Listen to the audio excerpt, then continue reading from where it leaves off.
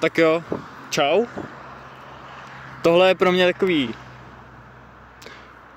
takový netradiční video, protože jsem venku a já moc venku nenatáčím, teda videa, co mám na kanále, tak jsou natáčený venku samozřejmě, ale to je něco jiného, tam jsem se svýma lidma.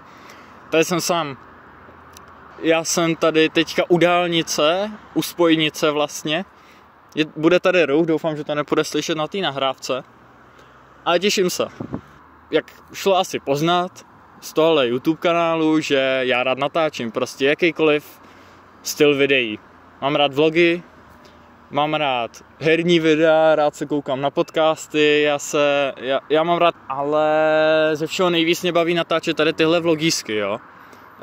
Mně to docela chybí tím, že už jakoby nejsem na základce a jakoby nemám po ruce nějaký spolužáky, kteří by prostě a jednoduše už nejsem ve třídě, kde bych se cítil nějak komfortně, nějak vytalovat ten velký foťák a strkat to spolužákům prostě do ksichtu, chápete? Takže proto každý týden, dal jsem si cíl, každý týden o prázdninách vydám nějaký video. V tenhle týden jsem už jakože začal natáčet, jo, už jsem začal natáčet.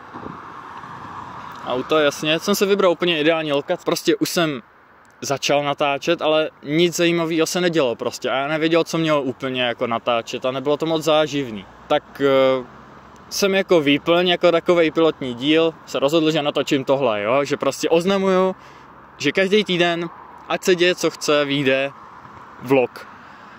Nebo jakýkoliv video. Budeme i natáčet nějaký filmy, určitě to vyjde, jo, prostě každý týden video, ať se děje, co chce.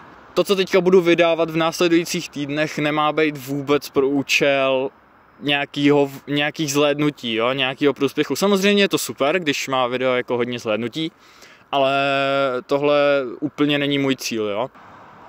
Nicméně tahle lokace mi přijde velice scénická, takže já si přenastavím kameru.